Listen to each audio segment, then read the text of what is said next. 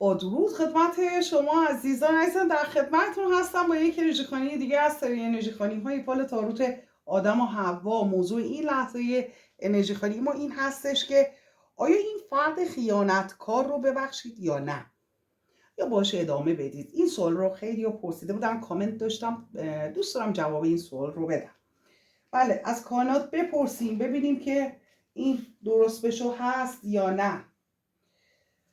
بله عزیزای دلم، انرژی خوانیمون رو با نام و یاد خداوند و یاری کائنات آغاز میکنیم. آمین که کائنات هر آنچه که پنهان هست بر شما عزیزان همکنون و در همین لحظه آشکار کنند.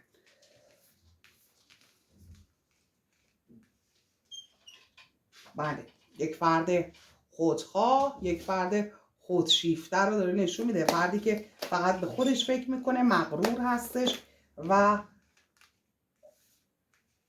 اینکه شما رو هم زیر نظر داره، سرچ میکنه. بنابراین حالا چرا هم دوست داره، هم که اینقدر خودخواه و شما رو ندید میگیره، شاید برای خیلیاتون سوال باشه. ببین عزیزان، این فرد خودشیفته هست، یک فردی که خودشیفته هست، نارسیست هست. این آدم کسی هستش که به خودش بیشتر اهمیت میده و حتی اگر شما رو دوست داشته باشه، این رو خوب توی ذهنتون جا کنید، قبول کنید این رو که این فردی که نارسیست هستش، اون اطرافیانش، فرزندش، همسرش، خانوادهش، اطرافیان، اونهایی که خیلی نزدیک هستن و اونهایی رو که خیلی دوست داره رو همیشه باهاشون بیشتر فاصله داره، بیشتر بهشون آسیب میزنه تا اینکه اونهایی رو که دوست نداره. حالا یا اینکه نه همسایه باشه، آشنا باشه، اونا که آشنان، دوستن، همسایه‌ان، بیشتر از این فرد منفعت میبرن تا خانوادهش یا کسایی که خیلی نزدیکش هستن. شمایی که طرف احساسی این فرد هستی یا خواهر برادر این فرد هستی یا فرزندش یا پدر مادرش، هیچ فرقی نمیکنه. بله، بنابراین این فرد قشنگ شما رو زیر نظر داره. اگر طرف احساسی شما هست، توی صفحات مجازی، در همسایه، هر جایی که بتونه شما رو سرچ کنه، این فرد خیلی به راحتی شما رو سرچ میکنه، از حال روزتون با خبر هست این فرد. و اگر باتون کات هست، این فرد دلیلی برای اینکه این فرد چون با شما کات هستش شما رو فراموش کرده اصلا وجود نداره. چون آدمای خودشیفته قربانیاش رو هیچ وقت فراموش نمیکنن و همیشه دنبال قربانیانشون هستن.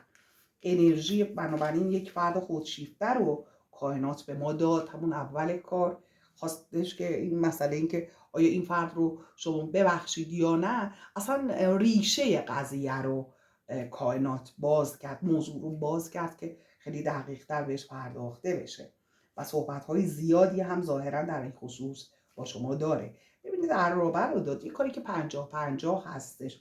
احتمالی که این اتفاق بیفته و احتمالی که این اتفاق نیفته هست. یعنی که احتمالی که این کار بشه و نشه هست. دقیقا در مسیر انرژی خوانی داره انرژی ها حرکت میکنه. مرسی برای وجودتون عزیزان. برای عزیزای دلم، چیزی که داره نشون میده اینجا یک خستگی از یک چالش، اینکه شما خسته شدید، اینکه شما واقعا دیگه خسته شدید و میخواید تکلیفتون رو با این رابطه مشخص کنید. خیلی برای این رابطه، حالا یا برای این مسئله، میتونه این فرد یه دوست معمولی باشه، میتونه از خانواده شما یا فرد احساسی شما باشه، هر چی که هست شما رو خیلی خسته کرده. ماه رو داره نشون میده در اینجا و این ماهی که شما میبینید غم، غصه، ترس از دست دادن و خب آدمای نارسیس، آدمایی که خودشیفته هستن، افراد رو به خودشون بیشتر سعی میکنن وابسته کنن. چجوری این کار میکنن؟ مثلا نکات قوت شما رو و نقاط ضعف شما رو اینها میدونن، روی همونها کار میکنن. اوایل آشنایی بمباران عشقی میکنن، خیلی تعریف و تمجید این مسائل میکنن، بعد آروم آروم چون نمیتونن خودشیفته ها نقش بازی کنن، 1 ماه 2 ماه 3 ماه نهایتا بتونن نقش بازی کنن. حالا دیگه چقدر طرف زرنگ باشه، چقدر بتونه توانایی داشته باشه، بتونه 1 سال، خیلی کم دیده شده این مسئله، ولی خب بازم حالا فرض بر این مثال محال که این فرد تا 1 سال بتونه نقش بازی کنه، بعد میشه خودش. و اون برتبیری که خودشیفته ها دارن میخوام بگم ما برتر هستیم. اون برتری خودش رو این فرد شروع میکنه به ثابت کردن به شما و همین باعث میشه که شما رو ندید بگیره و تمام اون چیزهایی که بوده نقاط قوت شما بوده در واقع اونها رو که قبلا تعریف و تمجید میکرده حالا میخواد خودش رو برتر نشون بده و خودش رو شما ثابت کنه. بنابراین چیکار میکنه؟ سعی میکنه که شما رو بیشتر کوچیکتون کنه، اذیتتون کنه، تحقیرتون کنه و یا اینکه انقدر توی رابطه به شما اهمیت داده حالا یه دفعه رابطه رو ول میکنه و رها میکنه شما رو و میره، برای اینکه به شما ثابت کنه که شما باید این رو قبول کنید که او نباشه شما نمیتونید باشید. شما به خاطر که یک نفر رو که پیدا کردید نکات قوت شما رو میبینه و توی نقاط ضعفتون سعی میکنه با شما همکاری کنه. خب احساس میکنید یکی رو پیدا کردید که واقعا عاشقانه دوستت داره و یک فردی که هست که واقعا میخواد بهت کمک کنه، بهش عادت میکنی زود. فکر میکنی کسی رو پیدا کردی که این فرد شما رو فهمیده و همین باعث میشه که شما یکم نسبت به این فرد خودت رو نزدیک حس کنی. بریم جلوتر. حالا اینکه ترس از دست دادن پس برای چی؟ برای اینکه این فرد رو، کسی رو که شما رو میفهمیده، درک میکرده، حالا از دست دادی. این اذیتی هستش که به شما میشه در اینجا. دنبال این فرد میدوی، ازش میخوای دوباره به رابطه برگرده یا اگر خیانت کرده. خودشیفته ها خب همش دوست دارن که طرف احساسی رو دنبال خودشون بدونن دنبال خودشون. حالا یک قسمتی از خودشیفته هم هستن که روابط مثلثی شکل به وجود میارن. یعنی اگر یک طرف احساسی هم حتی وجود نداشته باشه، یک طرف فرد احساسی فرضی درست میکنن یا اینکه با مادرشون خیلی جیک تو جیک میشن، خواهرشون، دوستانشون، حتی اینکه فرزند داشته باشن فرزندشون، برای شما یه رقیب بالاخره درست میکنن، شما رو در یک شرایط مثلثی شکل قرار میدن. الان موضوع این که یک فرد خیانتکار، یک فرد خیانتکار کسی هستش که یک رابطه یه فرد دیگری رو وارد این رابطه میکنه و یا مسائل مربوط به رابطه شما رو با فرد دیگری میره در میون میذاره که شما دوست ندارید. بنابراین یک خیانت احساسی یا گفتاری در اینجا صورت میگیره و باورهای شما خراب میشه. بله، فرد خودشیفته، این فردی که کائنات داره در موردش صحبت میکنه، اونطوری که ملاحظه میکنه زیرا سکه رو داره نشون میده. مسائل مالی این فرد خیلی براش مهمه، بیشتر روابطش هم پایه و اساسش مالی هست. احتمال داره پولی از شما بگیره که اگر گرفت دیگه قید اون پول رو شما باید بزنید زدرم و سعی میکنه همون از ابتدای آشنایی به عناوین مختلف، به شکل‌های مختلف، ولی خیلی با سیاست از شما پول بگیره.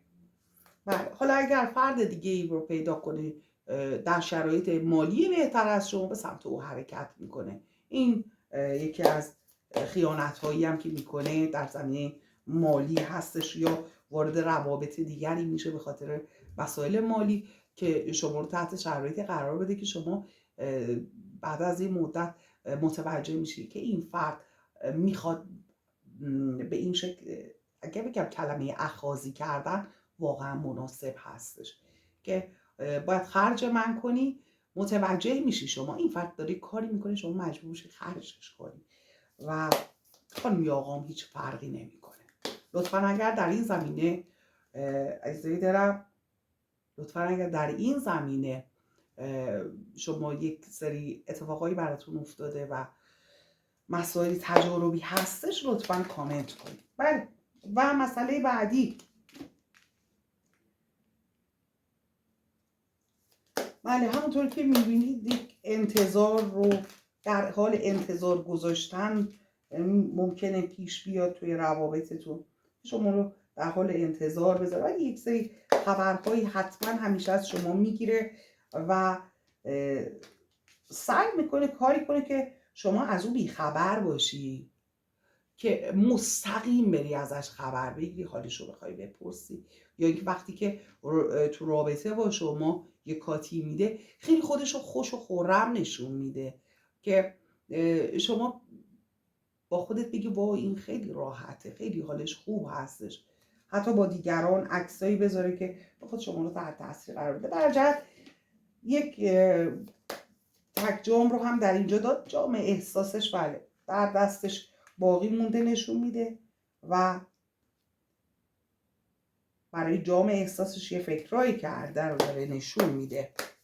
حالا اینکه در ادامه این فرد رو شما ببخشید یا نه، بریم جلوتر ببینیم کائنات چه مسائلی رو دیگه میخواد برای شما باز کنه. عزیزان ببینیم کائنات چه مسائلی رو میخواد برای شما عزیزای دلم باز کنه. اون چی هستش که شما ازش بیخبر هستید؟ بله مسائل مالی رو باز داره، در مورد مسائل مالی صحبت میکنه. برای این فرد چون مسائل مالیش بسیار حائز اهمیت هست، بسیار مهم هست و این فرد برای خودش همیشه یک چارچوبی رو برای خودش به وجود میاره، یه چارچوبی رو برای خودش داره. اگر شما با همچین فردی رابطه داشته باشید، حتی اگر همسر فرزند داشته باشید، دیدید بعضیا میگن که بچه دار میشین این فرد پایبند به زندگی میشه. یه عده میشن یه عده نمیشن. طالب این فکر کردین چرا؟ چون یه عده نارسیس نیستن، اینا خودشیفته نیستن. اما آدم خودشیفته رو شما با بچه نمیتونی پایبند زندگی کنی.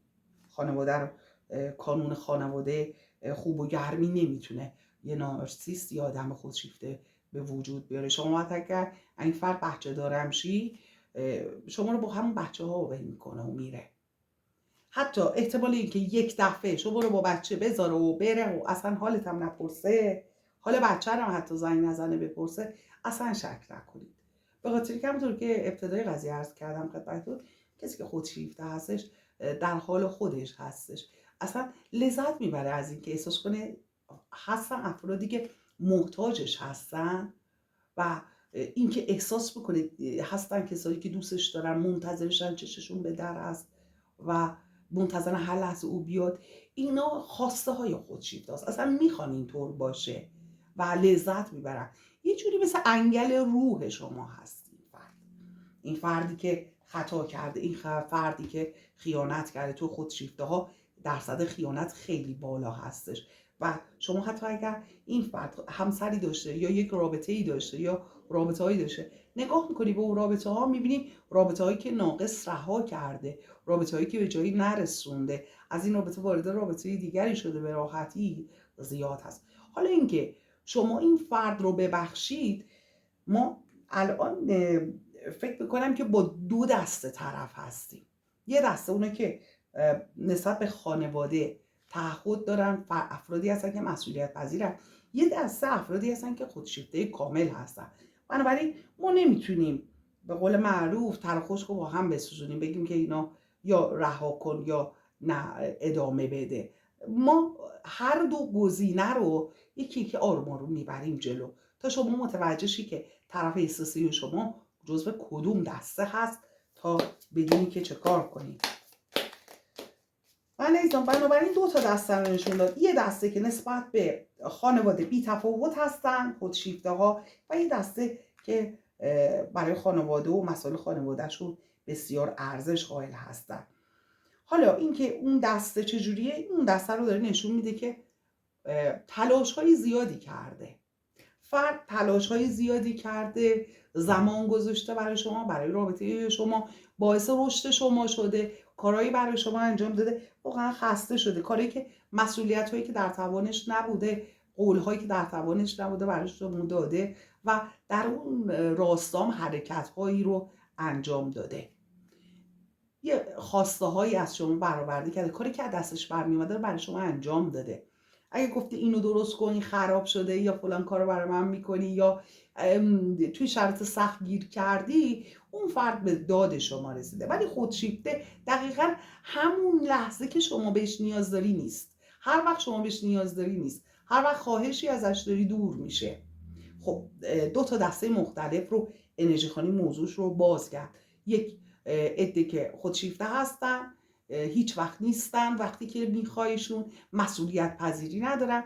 یه عده دیگه هستش که مسئولیت پذیری داره، درست در مسائل خانوادگی هستش، دوست داره مسئولیت پذیر باشه، به مسائل خانوادگیش اهمیت میده، هر کاری که دستش برمیاد و انجام میده و حتی خسته میشه، در توانش نیست، ولی دوست داره، از جون و دلش مایه میذاره برای رابطه. حالا اینکه خیانتی که صورت گرفته، اینکه فرد تحت شرایط قرار گرفته، مجبور شده، حالا به خاطر مسائل مالی، احساسی یا حالا هر چیز دیگری، یا به خاطر تعهداتی که داشته مجبور شده در اون شرایط قرار گرفته و همزمان با اینکه اون خیانت هم صورت گرفته، مسئولیت‌هاش رو رها نکرده نسبت به شما. یعنی در واقع نمیخواسته شما رو از سر خودش باز کنه که مربوط به این دسته میشه. ولی خودشیفته ها مسئولیت پذیری هم ندارن، خیلی راحت این رابطه رو اصلا بلا تکلیف میذاره وارد یک رابطه دیگه ای میشه. حالا شما باید ببینید که کدوم دسته هستید تا در ادامه جواب رو دریافت کنید. برای ایتان بریم جلوتر ببینیم دیگه چه مسائلی هستش که کائنات میخواد برای شما در این لحظه باز کنه، چه مسائلی رو میخواد برای شما آشکار کنه. وارد اون مسائل بشین، ببینیم که کائنات در مورد چی میخواد با شما صحبت کنه. بله، مقاومت کردن رو داره نشون میده. خودشیفته ها مقاومت میکنن در برابر نفهمیدن هر چیزی. یعنی شما میای بهش یه مسئله رو توضیح میگی که مثلا فلانجا فلان مشکل برای من به وجود اومده و تو اونجا هیچ کاری نکردی. ببین وقتی که از یه خودشیفته شما انتقاد میکنی، موضوع رو شما دارید در مورد یک مسئله فرض مثال احساسی صحبت میکنی، ایشون از جنبه مالی جواب میده. شما دارید در مورد کوتاهی‌هاش صحبت میکنی، مسئولیتاش صحبت میکنی، اون کاری که میتونسته انجام بده و انجام نداده. ایشون میبره موضوع رو جایی که بتونه خودش رو به قول معروف توجیه کنه، دنبال توجیه کردن و شما رو محکوم کردن و اصلا بحث کردن با خودشیفته ها فایده نداره، چون خیلی مقاومت میکنه این فرد. ببینید چتر رو چجوری گرفته هستش و مقاومت میکنه در برابر نفهمیدن یک مسئله. یعنی که برای اینکه نفهمه مقاومت میکنه، چون دقیقا میدونه خودش اون مسئله رو، میدونه شما چی داری میگی. بله، و ستاره اقبال. بله، خیلی وقتا این فرد مشکلاتش رو اشتباهاتش رو قبول نمیکنه، میگه همش تقدیر بوده، تقدیرم این بوده، دعا جادو کردم برا فلانی نذاشت، اون یکی نذاشت، این یکی نذاشت، این نخواست، همش بهانه و عالم و آدم مقصر هستن عزیز دلم. برای اینکه خودشیفته بتونه خودش رو توجیه کنه، همه مقصر هستن و این فرد خودشیفته تنها کسی هستش که بیگناه هست. بنابراین اصلا ایراد کار خودش، اشکال خودش رو، اشتباه خودش رو قبول نمیکنه که بخواد جبران کنه، اصلا قبول نمیکنه که بخواد جبران کنه. این چند تا کارت با هم.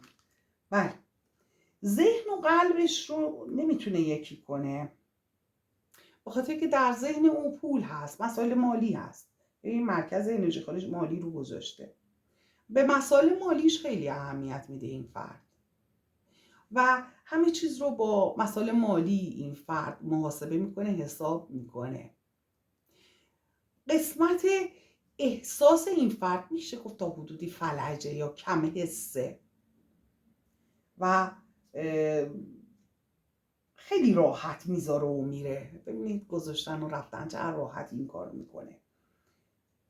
عشق و پول، عشقشه پول، زندگی همه چیش بر اساس پول هست. به مسائل جنسیش اهمیت میده، اشتباه نکنی عزیزان، مسائل جنسی هیچ ربطی به عشق نداره، چون انسان ها دو دسته هستن قربونت برم. یه عده آدم هستش که تا عاشق نشه وارد مسائل جنسی نمیشه، یه عده آدمم هستم روابط احساسی جنسیشو فکر میکنم مثل غذا خوردن، آب خوردن، غذا خوردن یه چیز عادیه، باید باشه.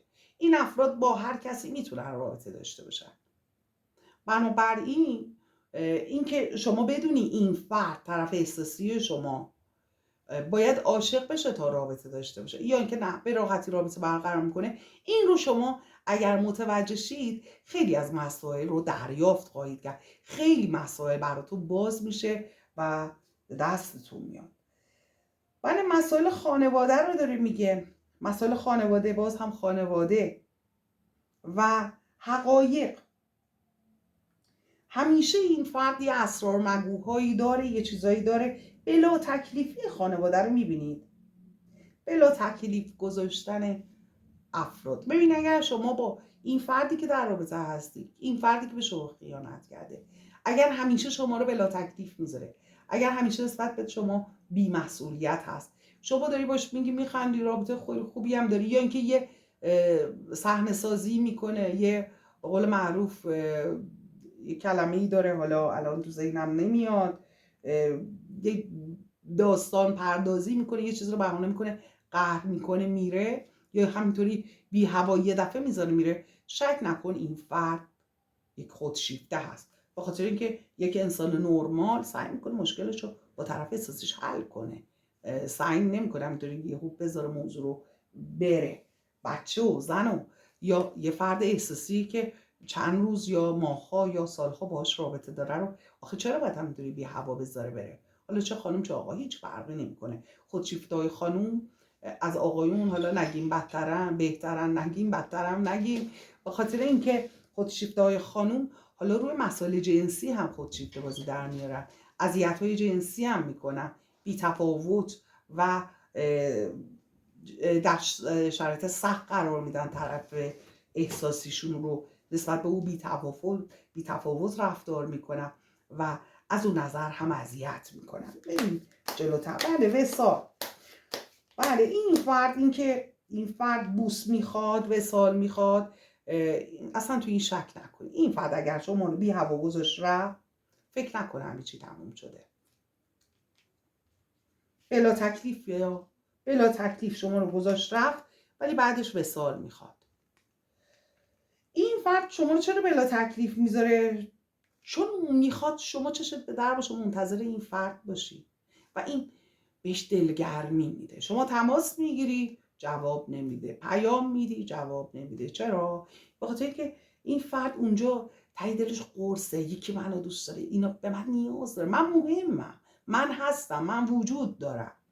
بنابراین داره خودش رو درمان میکنه، کمبودهای خودش رو داره، به قول معروف اون کمبودهایی رو که داره جبران میکنه.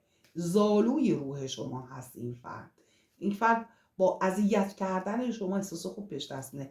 وقتی که ببینه شما خیلی خوشحال هستی، یه کاری میکنه اصلا ناراحت شی و این اگر این فرد خودشیفته هستش، این رو شما یعنی اگر این رفتار هست، شک نکنید که این فرد خودشیفته هست. حالا چرا وقتی میره باز داره به وصال فکر میکنه؟ به خاطر همین هست همه پلوی پشت سرش خراب نمیکنه. اگر با شما این فرد داره زندگی میکنه، یه دفعه میذاره میره، طلاق نمیده میره. چرا؟ چون یه راه برگشت برای خودش میذاره.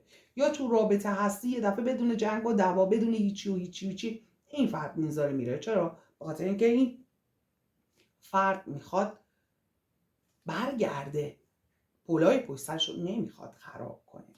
و همونطوری که عرض کردم کشش‌های احساسی خوبی هم ممکنه نسبت به شما داشته باشه. این فرد در نظر احساسی نمیتونه اندازه شما عاشق بشه، اندازه شما احساسی فکر کنه، چون ساختار ذهنیش، نخوام بگم تأثیری که ترامواهای کودکیش داشته روش. حالا یا این فرد فرزند اول بوده، فرزندهای بعدی به دنیا آمده، نسبت به او بی توجه شدن، یا یک فردی هستش که تک فرزند بوده. البته نه برای همه ها، ببینید عزیزم، برای همه نمیگم، این برای اونایی که خودشیفته هستن رو دارم عرض میکنم.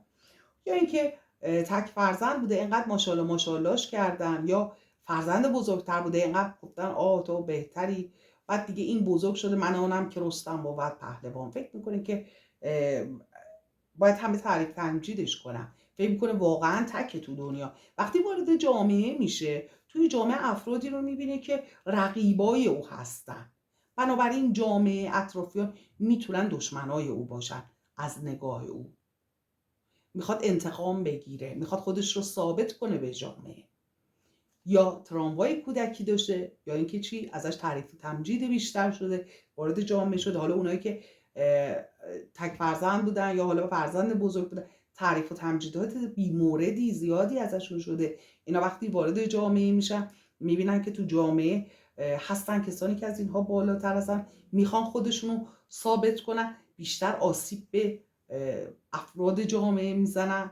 حالا اونهایی که تو خونه ازشون به قول معروف زیاد بهشون بها داده نشده، اونها دیگه اصلا با خانواده، با خواهر برادر دشمن خونی، حالا نگیم دشمن خونی، نمیتونن هیچ وقت قلبشون رو صاف کنن. بیایم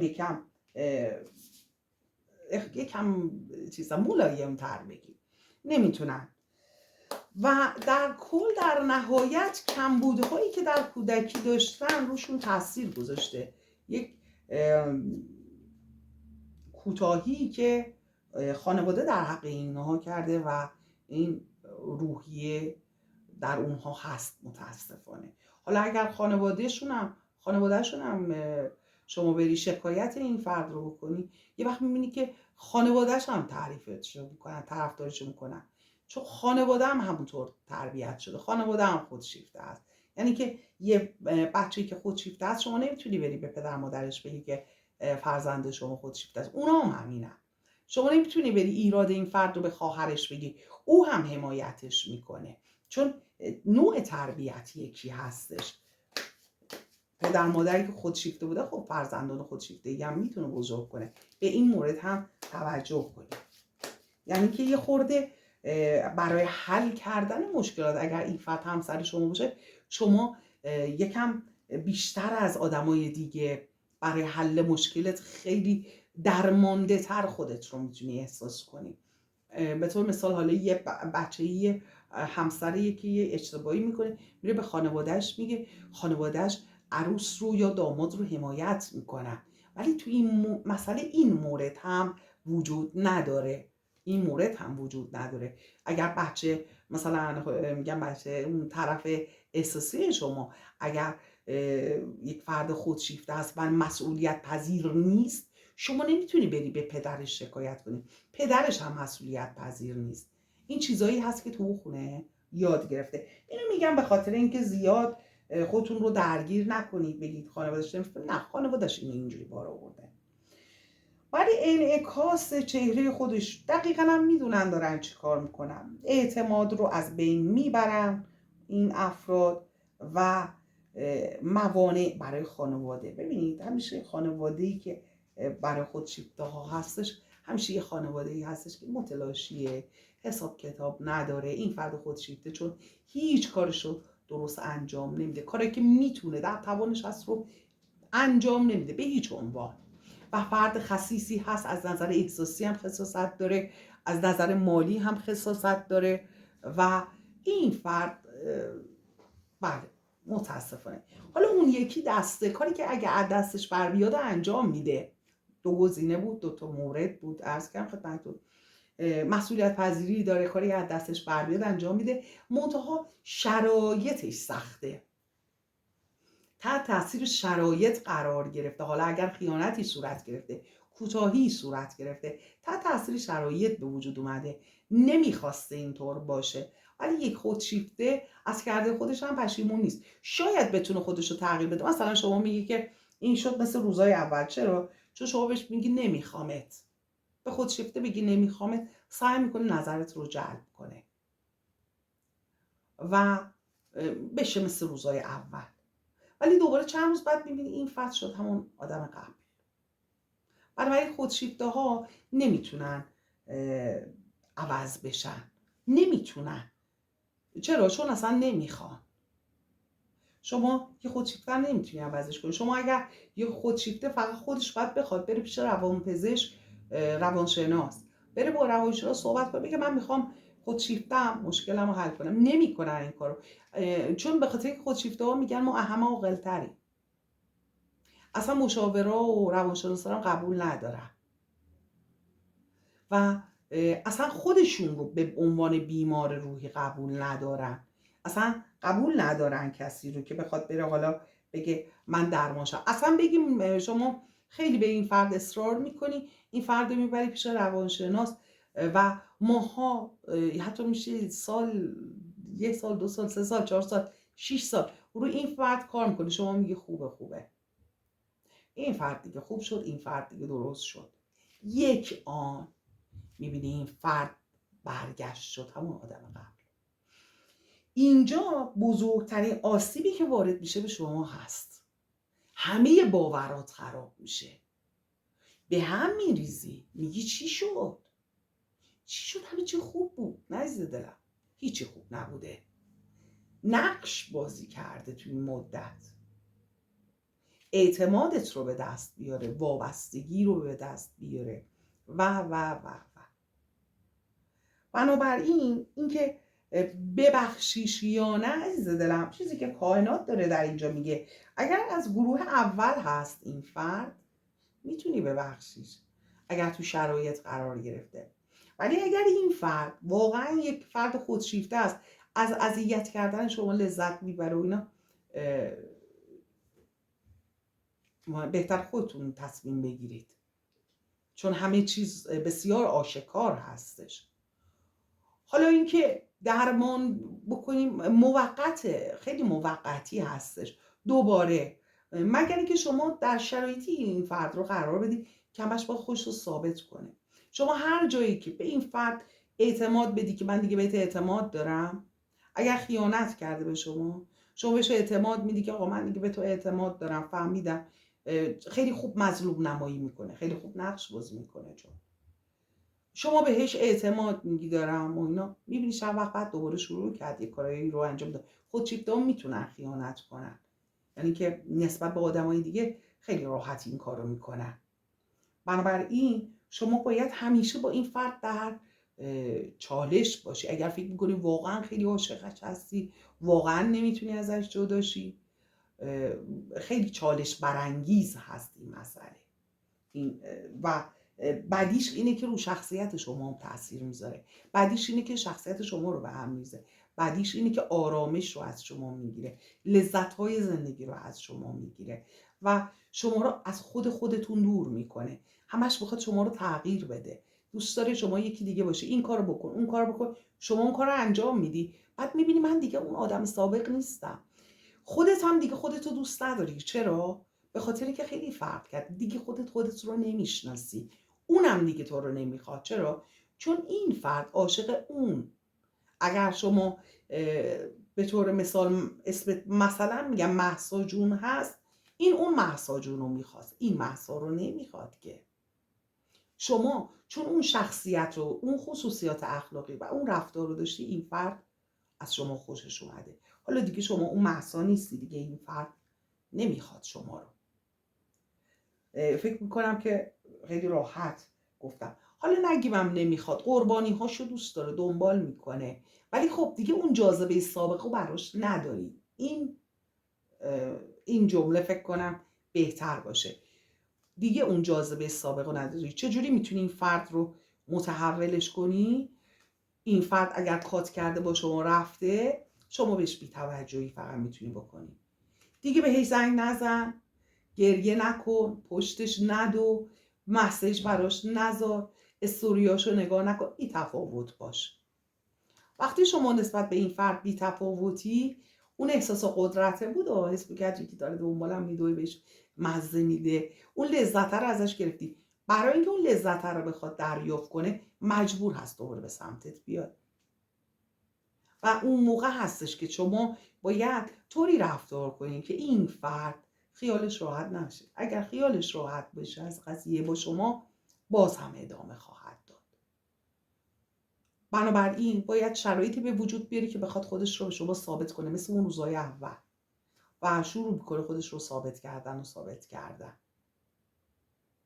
اینکه شما چقدر تبحر داشته باشی بتونی این رابطه رو حفظ کنی باهاش. اگر واقعا احساس بکنی که اگر این فرد واقعا انقدر ارزش داره. شما اینطور اگر احساس میکنید میتونید از این استفاده کنید با روانشناسا. ولی گفتم بعد یه مدت احتمال داره این دوباره، احتمال خیلی قوی، این دوباره میشه اون همون آدم قبلی.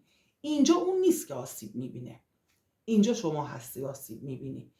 یعنی اینکه اگر میخوای شما وارد این رابطه بشی و میخوای این رابطه رو ببخشید ادامه بدی، یک خوبی در حق خودت بکن.